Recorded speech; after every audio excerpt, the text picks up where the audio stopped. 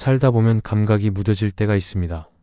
처음엔 작은 소리에도 깜짝 놀라고 누군가의 말에 마음이 아프기도 했는데 시간이 지나면서 아무렇지 않게 느끼고 반응도 없어질 때가 있습니다.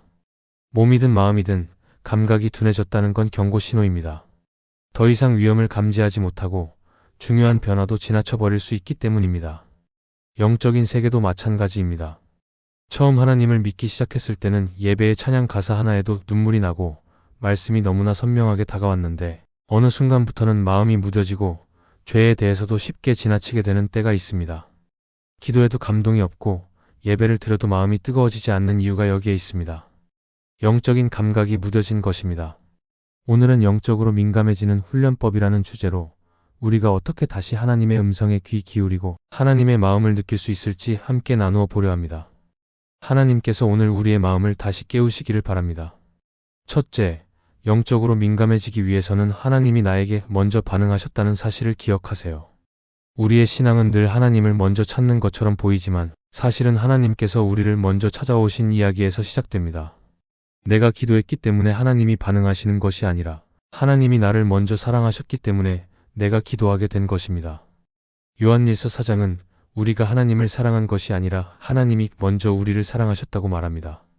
영적으로 민감해지기 위한 출발은 바로 이 진리를 다시 마음에 새기는 것입니다. 우리가 하나님의 음성에 귀 기울일 수 있는 이유도 하나님께서 먼저 우리의 마음을 두드리셨기 때문입니다. 우리가 회개하게 되는 것도 어느 날 갑자기 감정이 솟구쳤기 때문이 아니라 하나님이 우리 양심을 건드리셨기 때문에 가능한 일입니다. 그러므로 영적인 민감함은 내가 노력해서 얻게 되는 기술이 아니라 하나님이 나를 얼마나 세심하게 반응해 주셨는지를 기억할 때 자연스럽게 생겨납니다. 성경을 보면 하나님은 언제나 먼저 다가오신 분이었습니다. 아담이 죄를 지은 후 숨었을 때도 하나님은 먼저 찾아오셨고 모세가 미디안 광야에 숨어 있을 때도 하나님은 떨기나무 가운데서 먼저 부르셨습니다. 예수님도 제자들이 스스로 변화해서 찾아온 것이 아니라 어부였던 베드로와 안드레를 먼저 부르셨고 세리였던 마태를 지나가시다 먼저 부르셨습니다. 하나님은 오늘도 동일하게 먼저 반응하십니다. 우리가 낙심할 때는 마음을 어루만지는 위로로, 우리가 죄 가운데 있을 때는 말씀의 찔림으로, 우리가 하나님을 떠나 있을 때는 상황을 통해 다시 돌아오게 하십니다. 중요한 것은 이런 하나님의 반응을 우연이나 기분으로 넘기지 않고 하나님의 손길로 받아들이는 태도입니다. 기도할 때 아무 말도 떠오르지 않더라도 하나님은 이미 내 마음에 먼저 오셔서 기다리고 계십니다. 말씀을 읽을 때 특별한 감동이 없더라도 그 말씀이 내 삶을 향해 움직이고 있다는 것을 잊지 말아야 합니다. 하나님의 반응은 언제나 먼저였고 지금도 먼저입니다. 내가 하나님께 반응하려면 그보다 먼저 내게 반응하신 하나님을 기억하는 데에서부터 시작해야 합니다.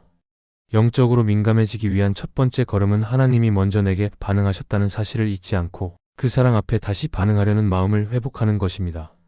둘째, 영적으로 민감해지기 위해서는 자주 반복되는 유혹과 시험의 패턴을 정리해보세요.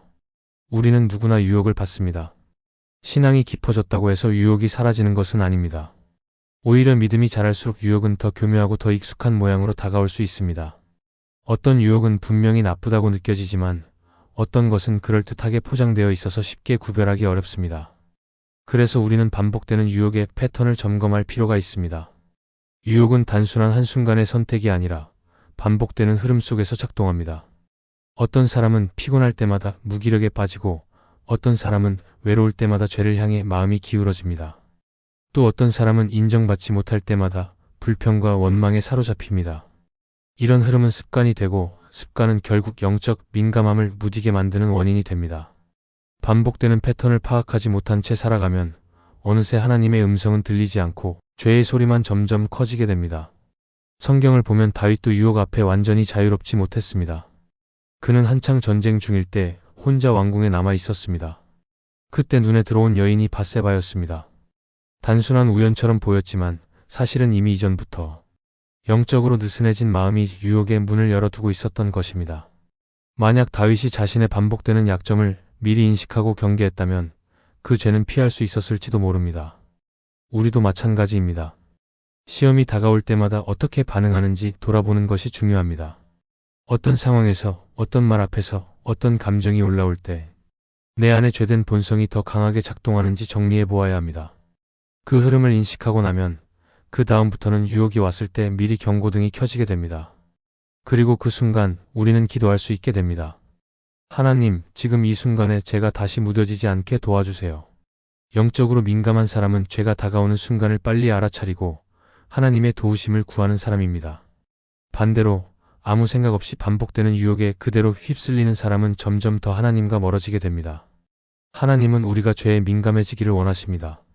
그 민감함은 내 약함을 정확히 알고 그때마다 하나님을 바라보는 데에서 시작됩니다. 그러므로 오늘 다시 내 삶의 유혹의 패턴을 점검해 보시기 바랍니다. 유혹의 흐름을 정리하는 것은 나를 죄책감에 빠뜨리기 위한 것이 아니라 오히려 하나님의 도우심을 더 빠르게 경험하기 위한 준비입니다. 이렇게 반복되는 시험의 흐름을 깨달을 때 우리는 점점 더 영적으로 민감한 사람이 되어갈 수 있습니다. 셋째, 영적으로 민감해지기 위해서는 내가 바라보는 것이 영적으로 나를 만들고 있다는 사실을 기억하세요. 사람은 자신이 자주 바라보는 것에 영향을 받습니다. 자주 보는 뉴스나 영상, 자주 듣는 말들, 그리고 매일 마주하는 사람들의 태도는 우리 마음에 깊이 스며들어 우리의 시선과 감정을 바꾸어 놓습니다. 겉으로는 아무런 변화가 없어 보여도 무엇을 바라보며 살아가는지에 따라 영적인 감각은 점점 더 예민해지거나 무뎌질 수 있습니다. 성경은 눈은 몸의 등불이라고 말합니다. 눈이 맑으면 온몸이 밝고 눈이 어두우면 온몸도 어두워진다고 했습니다. 여기서 말하는 눈은 단순히 보는 기능이 아니라 무엇을 주의 깊게 바라보며 살아가고 있는지를 의미합니다. 마음이 어두운 사람은 세상의 문제만 바라봅니다. 그러나 마음이 밝은 사람은 똑같은 세상 속에서도 하나님의 뜻을 바라볼 수 있습니다. 모세가 광야에서 뱀에 물려 죽어가는 백성들을 위해 놋뱀을 세웠을 때 하나님은 그 놋뱀을 바라보는 자는 살 것이라고 말씀하셨습니다. 단순히 보는 것이 아니라 주목하며 바라보는 사람에게 생명이 임한 것입니다. 바라보는 방향이 생사를 나누는 기준이 된 셈입니다. 오늘 우리의 시선은 어디를 향해 있습니까? 하루 중 대부분의 시간을 핸드폰 화면과 SNS 속 이야기들로 채우고 있다면 자연스럽게 우리의 시선은 세상의 흐름에 길들여지게 됩니다. 세상의 시선은 경쟁과 비교, 불안과 자극을 끊임없이 만들어냅니다. 이런 것들을 계속 바라보면 영혼은 피로해지고 하나님의 음성에 민감하게 반응하기가 점점 어려워집니다. 반면에 말씀을 자주 묵상하고 하나님이 어떻게 일하시는지를 자주 떠올리는 사람은 시선이 달라집니다. 똑같은 상황 속에서도 하나님의 인도하심을 먼저 찾게 되고 마음이 요동치는 일이 생겨도 말씀을 기준으로 반응하게 됩니다. 시선이 달라지면 감정이 달라지고 감정이 달라지면 행동도 달라집니다. 그래서 영적인 민감함은 시선에서부터 시작됩니다. 어떤 사람은 예배 시간에는 눈물이 나지만 세상 속에서는 아무런 감각도 없이 살아갑니다. 그 이유는 바라보는 대상이 다르기 때문입니다. 예배 시간에는 하나님을 바라보지만 평소에는 세상의 기준만 바라보고 있기 때문입니다. 삶 속에서 끊임없이 하나님의 시선을 의식하며 살아가야 예배의 감동이 삶의 민감함으로 이어질 수 있습니다. 오늘 우리가 영적으로 민감해지기 위해서는 내가 매일 어디에 시선을 두고 살아가고 있는지 돌아보아야 합니다. 바라보는 것이 곧 나의 영적인 상태를 결정하기 때문입니다. 무엇을 자주 바라보는지에 따라 우리는 하나님을 더 선명히 느낄 수도 있고 점점 멀어질 수도 있습니다. 바라보는 것을 바꾸는 것이 영적으로 민감해지는 지름길입니다. 영적으로 민감해진다는 것은 단순히 감정이 풍부해지는 것이 아닙니다. 하나님의 뜻을 더 잘 분별하고 죄에 더 민감하게 반응하며 하나님의 손길에 더 빠르게 순종할 수 있는 마음의 상태입니다.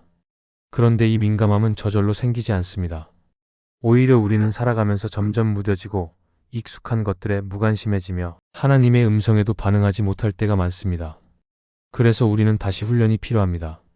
하나님께서 내게 먼저 반응하셨다는 사실을 기억하며 마음을 여는 연습, 반복되는 유혹의 흐름을 인식하고 멈추는 연습, 내가 무엇을 바라보는지 점검하고 시선을 돌리는 연습이 우리 안에서 계속되어야 합니다.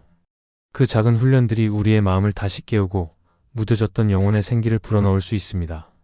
하나님은 멀리 계시지 않습니다. 오히려 내가 너무 많은 소음 속에 살아가며 하나님의 속삭임을 놓치고 있었을 뿐입니다. 이제 다시 하나님의 말씀 앞에 멈추어 서서 내 마음을 깨우고자 하시는 하나님의 손길에 민감하게 반응하는 우리가 되기를 바랍니다. 그렇게 한 걸음씩 나아갈 때 하나님은 우리의 삶, 곳곳에 이미 반응하고 계셨다는 사실을 더 분명히 깨닫게 될 것입니다. 이 영상이 은혜가 되셨다면 좋아요와 구독으로 함께 해주세요. 여러분의 한 번의 클릭이 더 많은 사람들에게 하나님의 말씀을 전하는 통로가 됩니다. 구독과 알림 설정을 통해 매일의 말씀과 기도에 함께 하실 수 있습니다. 감사합니다.